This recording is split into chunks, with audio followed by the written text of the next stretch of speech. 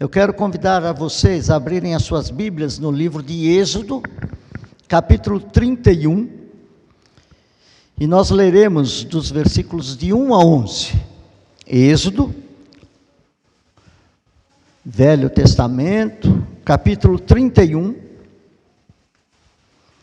e eu lerei dos versículos de 1 a 11, e os irmãos poderão acompanhar a leitura desse texto. Êxodo é o segundo livro da Bíblia, Gênesis, Êxodo, logo no começo, capítulo 31, diz assim o texto: Disse mais o Senhor a Moisés: Eis que chamei pelo nome a Bezalel, que é filho de Uri, filho de Ur, da tribo de Judá. E eu o enchi com o Espírito de Deus, de habilidade, de inteligência, de conhecimento em todo o artifício, para que ele pudesse elaborar desenhos e trabalhar em ouro, em prata, em bronze, para que ele pudesse fazer lapidação de pedras, de engaste, para entalho de madeira e para toda sorte de lavores. E eis que também lhe dei por companheiro a Oliabe, filho de Aizamaque, da tribo de Dan, e dei habilidade a todos os homens hábeis para que me façam tudo o que tenho ordenado.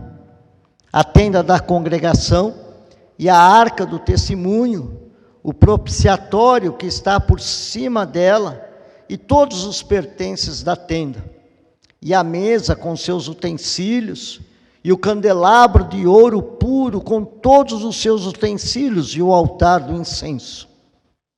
O altar do holocausto com todos os seus utensílios, e a bacia com o seu suporte, e também as vestes finamente tecidas, e as vestes sagradas do sacerdote Arão, e as vestes de seus filhos, para oficiarem como sacerdotes, e que também possam fazer o óleo da unção, e o incenso aromático para o santuário.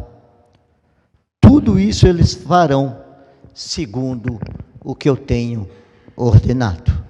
E tudo isso eles farão conforme eu tenho ordenado. Vamos curvar as nossas frontes mais uma vez. Ore a Deus, peça que Ele fale ao seu coração, que Ele lhe mostre o seu querer e a sua vontade nesta noite. Ore a Deus agora.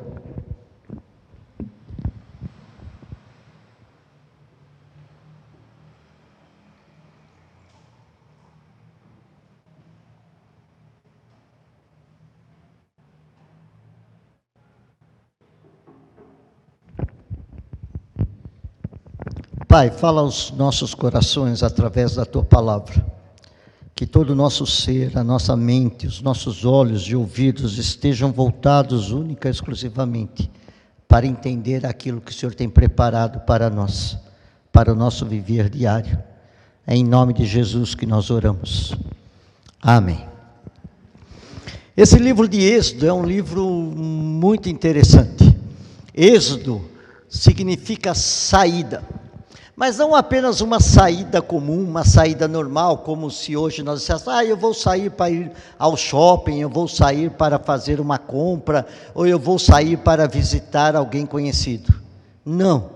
O sentido da palavra êxodo tem o sentido de uma saída, de um momento crítico da vida de uma certa pessoa ou de um determinado povo.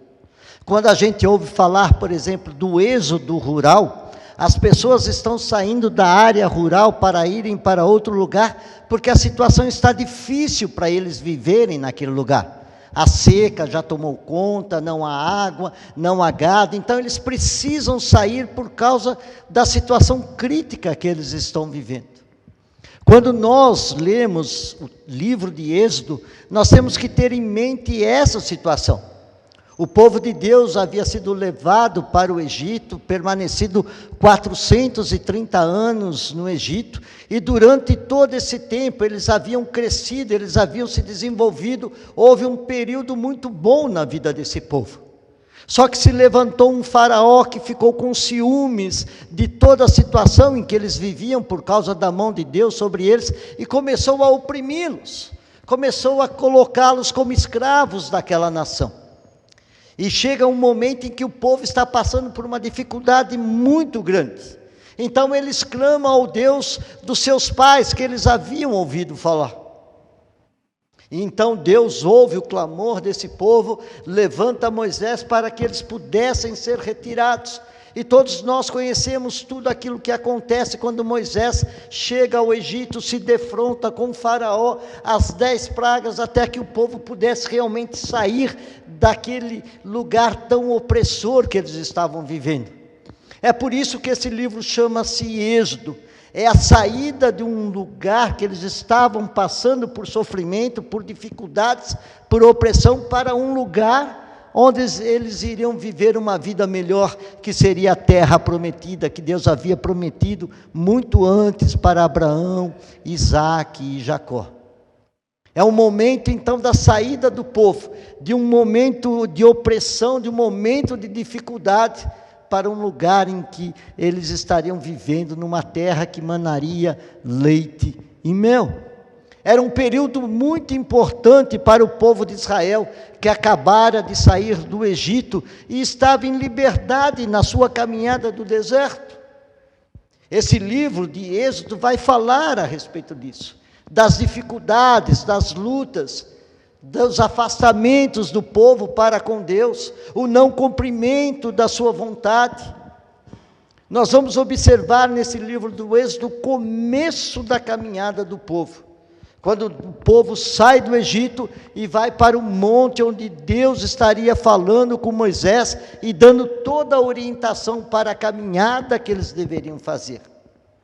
Para vocês terem uma ideia, o livro de Êxodo, de Levíticos e até o livro de Números, praticamente acontece única e exclusivamente num momento em que o povo está diante de Deus, no monte de Deus, no monte Horebe, no monte Sinai. E é por isso que esse livro é importante. E quando nós lemos no capítulo 31, Deus dando todas essas orientações para Moisés, do que o povo deveria fazer durante essa caminhada, nós observamos que Deus, com essa mensagem, com essa palavra, com essas orientações, Deus queria enviar uma mensagem bem clara para o povo, que eles estivessem construindo esse tabernáculo, para que o povo entendesse que Deus estaria no meio deles. O tabernáculo representava a presença de Deus no meio do povo. Quando o povo caminhava, Deus acompanhava o povo com a nuvem de luz, de fogo. E quando o povo parava, quando a nuvem parava, o tabernáculo era levantado e Deus permanecia no tabernáculo. E durante o dia o povo via a luz, a nuvem, e à noite via a luz, o fogo, dizendo da presença de Deus no meio deles. O tabernáculo tinha isso. Era uma obra de tal importância que qualquer um estaria observando e vendo. Mas apesar de tudo, não era qualquer um que poderia fazer esse trabalho.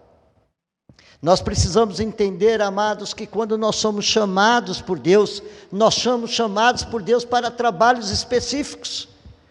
Ninguém é chamado por Deus para ficar à toa no reino de Deus. Ninguém é chamado por Deus para ficar à toa na igreja de Deus.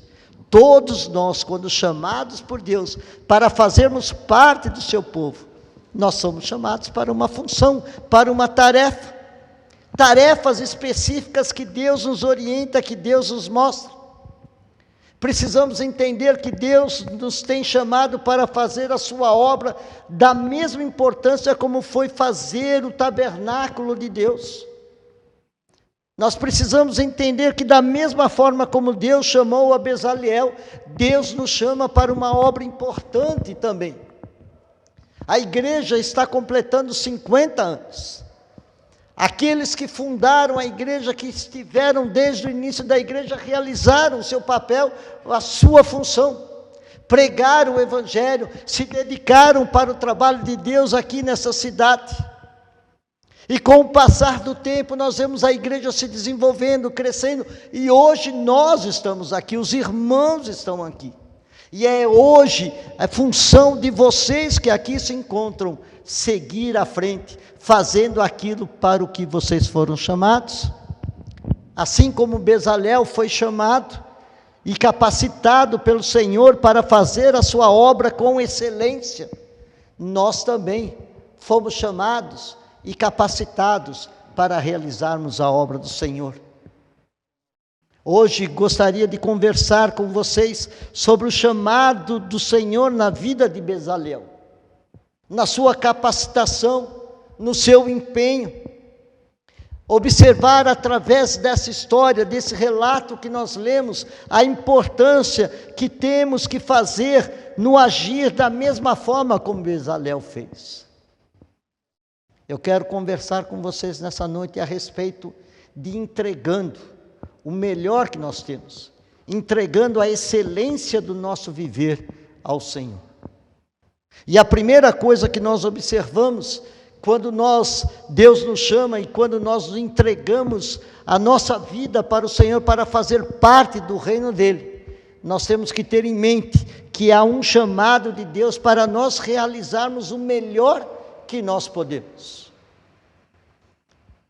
Deus nos chama para fazermos o melhor por Deus.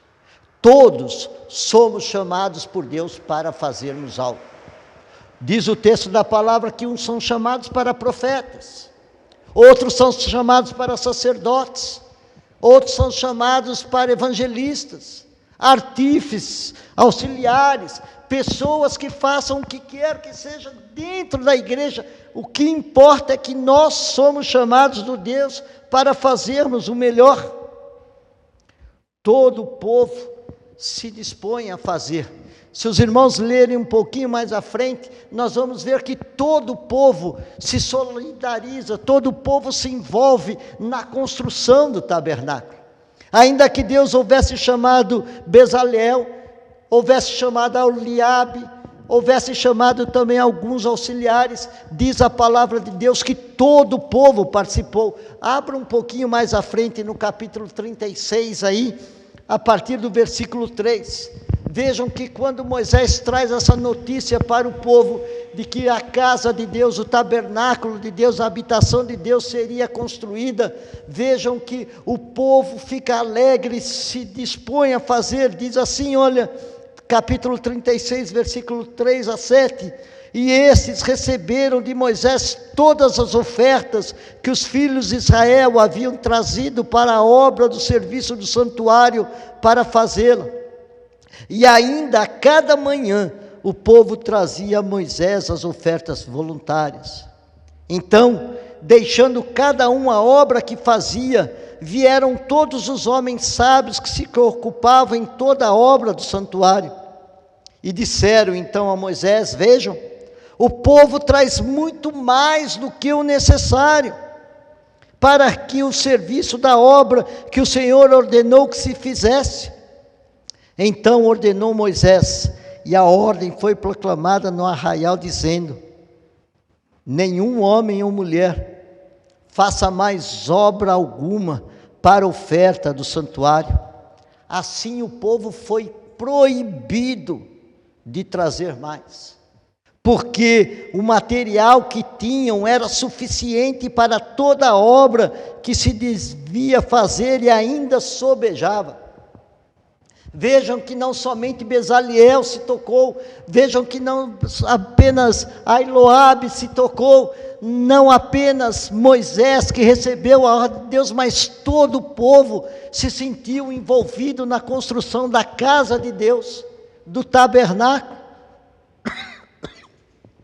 Observamos que quando uma igreja é saudável, é a somatória de participantes saudáveis.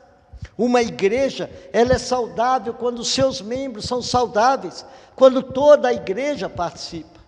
A igreja não é somente para pastor, a igreja não é somente para conselho, mas a igreja saudável, ela deve ser constituída de membros saudáveis, aqueles que compreendem que o Espírito Santo é para todos e não apenas para alguns. Todos nós somos chamados por Deus. Todos nós somos chamados por Deus para fazermos o melhor. O Senhor chamou por nome a Bezalel. O problema é que muitas vezes nós esperamos que as pessoas ou que o próprio Deus venha aos nossos ouvidos e diga assim: Carlos, você está sendo chamado por Deus para fazer tal serviço. Maria, você está sendo chamado por mim para que realize tal coisa. Sempre esperamos algo extraordinário, como se Deus fosse descer numa nuvem e falar conosco para que nós pudéssemos ou devêssemos fazer alguma coisa. Nós nos esquecemos que o Senhor há muito tempo já nos tem chamado para o seu trabalho. Todos que fazem parte da igreja de Deus, têm algo a realizar. Nós não precisamos de uma voz extraordinária para nos dizer o que fazer. A palavra de Deus já nos diz: olha, vocês serão minhas testemunhas, tanto em Jerusalém, Judeia, Samaria, até os confins da terra. A palavra de Deus diz que vocês devem ser imitadores de Deus, como Paulo foi de Cristo. A palavra de Deus diz: olha, ide por todo mundo e pregai o evangelho a toda criatura. A palavra de Deus já nos tem dito o que nós devemos fazer. Quando Deus nos chama, Ele já nos diz através da sua palavra. Por isso nós não precisamos esperar uma voz especial para nos dizer o que nós devemos fazer. Nós precisamos entender que o Senhor tem nos chamado para fazer o melhor para Ele. Será que você tem feito o melhor que você tem para Deus? Será que o melhor da sua vida você tem dedicado ao serviço de Deus? Ou será que você tem deixado de lado as coisas de Deus e só tem dado a Deus as sobras que você tem? Deus nos chama para fazer o melhor para Ele. E nós, como povo de Deus, precisamos entender que quando nós estamos envolvidos com o Senhor intimamente, envolver-se com a sua obra é algo natural. Agora, quando nós não estamos envolvidos intimamente com Deus, com certeza nós vamos fazer o que sobra para Deus. Mas no caso aqui nós vamos observar que Bezalel foi chamado por Deus. E vejam que Deus não chamou qualquer Bezalel. Deus não diz: ó, Moisés, veja quem chama Bezalel no meio do povo, e pega esse daí e vai fazer, e fala para ele fazer tal coisa. Deus conhece a cada um de nós. E Deus, é claro, quando chama Bezalel. Bezalel, filho de Uri, filho de Ur, da tribo de Judá. Deus nos chama especificamente pelo nosso nome, para nós realizarmos a sua tarefa, para realizarmos o melhor que nós temos na tarefa que Ele nos concede. Mas uma segunda coisa que nós observamos é que Deus, quando nos chama através da sua obra ou da sua palavra para fazermos o melhor, nós precisamos entender que Deus não nos chama apenas e fala: olha, se vira, eu quero que você faça desse jeito, e se vira para fazer, como alguns chefes às vezes viram para nós e falam, né? Olha, eu quero que é tal coisa, mas como que eu faço isso? Não sei, se vira. Eu quero que seja feito. Quando Deus nos chama, Deus não age assim conosco. Diz o texto que quando Deus chamou a Bezalel, diz o versículo 3, e eu o enchi com o Espírito de Deus, para que ele pudesse fazer tudo o que ele teria que fazer. Quando Deus nos chama, nós precisamos entender, amados e amadas, que Ele também nos capacita para fazermos o melhor. Quando nós somos chamados por Deus, nós somos capacitados por Ele para fazermos o melhor da sua obra. Deus Ele nos capacita. Deus nos mostra como deve ser feito. Deus nos ensina os caminhos e as formas como devem ser feitas as coisas. Diz o texto que ele o encheu do Espírito de Deus para realizar com habilidade, com inteligência, com conhecimento toda a obra que deveria ser feita no tabernáculo.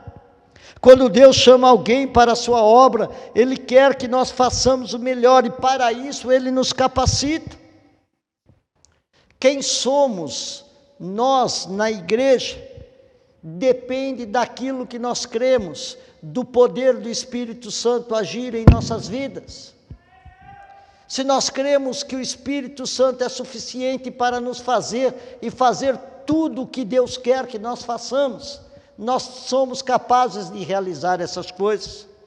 Ainda que tenhamos habilidades naturais, nós precisamos entender que elas são secundárias em relação à capacitação espiritual. Podemos fazer muitas coisas boas, podemos ter dons naturais, mas esses dons naturais na obra de Deus só terá sentido quando houver uma capacitação espiritual junto com essa habilidade que nós temos. Podemos tocar muito bem violão, não é o meu caso, mas tocar violão pode ser que muitos tocam, que muitos possam louvar a Deus, mas se o louvor, se o tocar não for colocado por uma capacitação espiritual de Deus, será um tocar como qualquer um tocar em qualquer lugar aí fora. É por isso que nós ouvimos muitas vezes cantores que se dizem gospel nos dias de hoje, que falam, cantam e não dizem nada. Porque eles não têm a capacitação espiritual para que eles realizem. Essa capacitação espiritual do Senhor, ela é formada de 3 elementos. Vejam, no versículo 3 ele vai dizer: eu, o Senhor, o enchi do Espírito de Deus. É Deus quem faz essa ação. É Deus quem nos capacita. E vejam, é uma ação plena, é um encher totalmente. Eu o enchi, quer dizer, transbordei. E a outra, ela é ampla, ela capacita em todas as áreas. Vejam que Bezaleel é capacitado na habilidade, na inteligência, no conhecimento. As importantes áreas da sua personalidade foram atingidas pela atuação ampla do Espírito. É isso que coloca ele em condições de poder envolver-se corretamente na obra do Senhor. Nós precisamos entender, amados e amadas, que são aqueles que entendem plenamente como Deus os chamou, como colaboradores para a sua missão, para a missão de Deus, é que podem e permitem a ação plena de Deus. Precisamos entender que quando somos chamados por Deus, quando o Senhor nos capacita para realizarmos a sua obra, é para nós fazermos não aquilo que nós achamos, não é para nós irmos onde nós queremos ir, mas para onde o Senhor quer que nós possamos ir. Não é para nós fazermos aquilo que nós queremos, mas para fazermos aquilo que o Senhor nos manda fazer. É interessante que uma terceira parte dessa ação ou desse ensino é a partir do versículo 6, que Deus diz assim a Moisés: eis que eu dei para ele um companheiro, a Oliabe, que era filho de Azamaque, da tribo de Dan, e também dei habilidades a todos os homens hábeis, para que eles me façam tudo quanto tenho ordenado. Vejam que esse trabalho não seria apenas de Bezaleel, esse trabalho não seria apenas de Eliabe, esse trabalho não seria apenas dos auxiliares dos dois, mas esse trabalho seria para todos aqueles que seriam envolvidos nessa ação. Se os irmãos continuarem além desse texto, vocês vão ver que pessoas começam a fazer as cortinas, pessoas são ensinadas como elas deveriam fazer. Nós precisamos entender, amados, que o Senhor nos chama para ensinarmos outros a trabalhar junto conosco. Aquele que acha que pode fazer as coisas do Senhor sozinho, engana-se redondamente. Deus nos chamou para que nós fôssemos um corpo, onde todos dependemos de todos, e precisamos ensinar a todos que são chamados. Quando há envolvimento de todos, as coisas acontecem sem que seja pesado para alguém. É por isso que numa igreja não pode haver essa cobrança, o pastor ganha para isso, ele que tem que fazer. O conselho foi escolhido para isso, não é minha função. Engana-se redondamente quem pensa assim. É por isso que Jesus Cristo, quando estava prestes a subir aos céus, ele diz: olha, assim toda autoridade me foi dada no céu e na terra. Ide, fazei discípulos de todas as nações, ensinando-os tudo o que eu vos tenho ordenado, batizando-os em nome do Pai, do Filho e do Espírito Santo, e eis que eu estarei convosco todos os dias, até a consumação dos séculos. Precisamos entender que o Senhor nos chama para transformarmos, para transmitirmos, para proclamarmos os ensinos que Ele nos passa. Não se engane, quando Deus nos chama e nos capacita para fazer a sua obra, Ele espera que nós multipliquemos esse nosso dom para outros e outros e outros. Jesus Cristo, no Evangelho de João, vai dizer: olha, não me escolheste vós a mim, mas eu vos escolhi a vós, e vos nomeeis para que vocês vão e deem frutos, e que o vosso fruto permaneça, a fim que de tudo quanto em meu nome pedirdes, eu possa concedê-lo.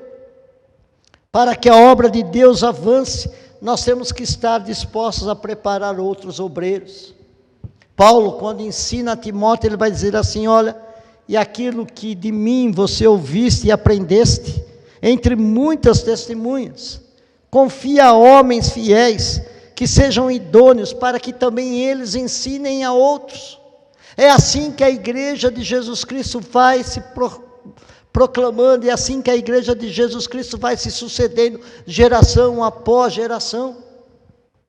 Não cansem de falar desse livro da lei, antes medita, convoquem, ensinem os seus filhos, colocando nos umbrais da porta, para que eles possam saber tudo aquilo que eu tenho ensinado. O texto diz que foi o Senhor que colocou o desejo de ensinar no coração de Bezaliel. Quando nós nos dispomos como Bezaliel se dispôs, com certeza, Deus colocará pessoas na nossa vida, em nós, e encherá o coração, nosso coração, de desejo para compartilhar com pessoas. É para isso que nós somos chamados.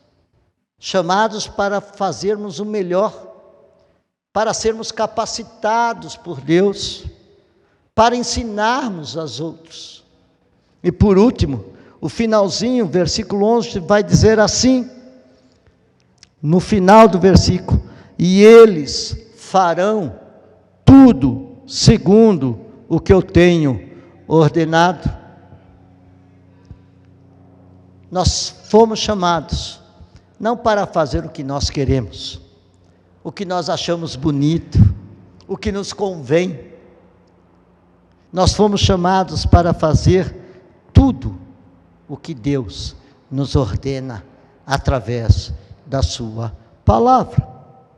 A chave de tudo o que vamos fazer para o Senhor é esta: fazer tudo conforme o que Ele tem nos ensinado. Quando Deus chama Josué, Ele diz assim: olha, Josué, medita nesse livro da lei dia e de noite, aprende dele, não se desvie dele nem para a direita, nem para a esquerda, mas procura fazer tudo quanto nele está escrito, e assim você será bem-sucedido.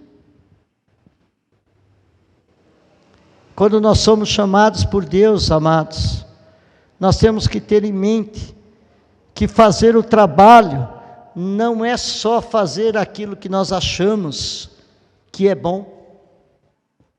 Fazer o trabalho de Deus não é fazer apenas aquilo que nós achamos que é correto, ou da nossa própria vontade.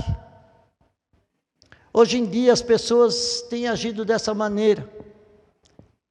Em vez da palavra de Deus ser o norte da vida dos cristãos, os cristãos tentam adaptar a palavra de Deus àquilo que eles acham que eles devem fazer. Quando eles vivem de um modo e a palavra de Deus mostra de outro, normalmente eles pensam, não é bem desse jeito. Isso daqui era para aquele tempo, hoje é diferente. Como nós cantamos, a palavra de Deus, ela é eterna, ela não muda. E se nós somos chamados por Deus, nós fomos chamados por Deus para fazermos tudo o que Ele tem nos ordenado. Nós não temos nenhum direito em questionar ou o que quer que seja no sentido de confrontar a vontade de Deus diante daquilo que nós queremos. O Pentateuco, a palavra de Deus, é um compêndio de lei e normas para o viver diário litúrgico, religioso do povo de Deus. Tudo em conformidade com a vontade soberana de Deus. E é isso que nos mostra que o Senhor quer que façamos as coisas para Ele da forma dEle. E vejam que Deus é detalhista. Se vocês continuarem lendo esse texto aqui, vocês vão ver quantos detalhes tinham a construção do tabernáculo de Deus. Quando da época do templo de Salomão, quando foi construído, na época de Salomão, vocês vão ver também que vários detalhes foram dados para serem feitos. Deus é detalhista, porque não quer nenhuma desculpa do seu povo dizer, mas o Senhor não explicou isso direito. Deus nos orienta plenamente aquilo que Ele quer para a nossa vida. Nós somos chamados, amados, para fazermos o melhor. E Deus nos capacita para isso. Nós somos chamados e capacitados pelo Espírito para que nós possamos transmitir aquilo que Deus tem nos ensinado para outros. E nós somos chamados por Deus para fazermos tudo de acordo com o que Ele tem ordenado. Vocês querem ver o resultado disso? Abram em Êxodo 40, versículo 34, um pouquinho mais à frente.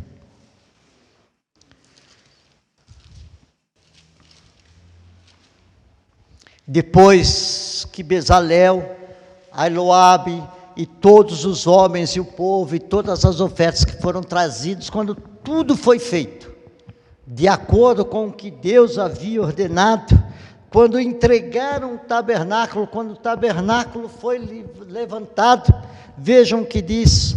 Então, o que aconteceu? Leiam todos aí. Então o quê?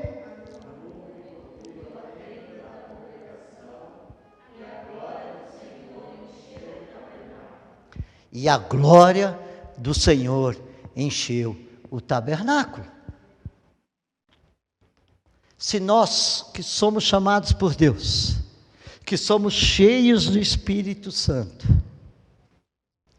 que somos capacitados por Deus, fizermos tudo o que Ele nos tem ordenado, como povo de Deus reunido aqui em Francisco Morato, com certeza, a glória de Deus vai encher este lugar. Mas nós, como povo de Deus, precisamos entregar toda a nossa excelência, o nosso melhor para Deus, para que assim o nome dEle seja engrandecido, para que assim nós possamos proclamar as virtudes daquele que nos chamou das trevas e nos trouxe para a sua maravilhosa luz. Que nós, como povo de Deus, que igreja de Francisco Morato, possa caminhar cada vez mais 50 anos e tantos outros anos, mas sendo uma igreja onde a glória de Deus habita, para a honra e glória do seu nome. Curve a sua fronte agora, converse com Deus. Eu não sei qual tem sido a sua disposição para o chamado de Deus na sua vida. Eu não sei o que vai no seu coração. Mas a palavra de Deus para nós nessa noite é esta: entregue o melhor que você tem para o Senhor. Faça tudo o que Ele ordena na sua palavra. Saiba que Ele lhe enche com o Espírito Santo de Deus. Se dispõe a proclamar as virtudes que Ele tem lhe dado e lhe ensinado. Seja um instrumento em suas mãos, para que assim você possa ver a glória de Deus, inundando não só a sua vida, mas este lugar, esta igreja e esta cidade. Converse com Deus agora, se coloque diante dele e peça que Ele haja no seu viver.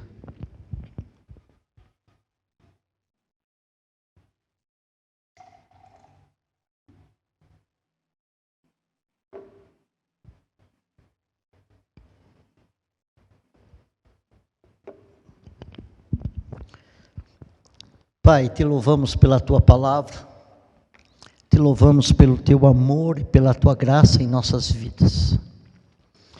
Nos desperta sempre, como teu povo, para realizarmos aquilo que o Senhor quer. Que o nosso viver seja um viver excelente para ti. Que o nosso melhor seja entregue para o teu trabalho, para a tua igreja, para o teu reino. Que nós nos coloquemos diante de ti, para sermos servos teus, para a proclamação do teu reino, aqui e agora, para a tua honra e para a tua glória. Em nome de Jesus. Amém.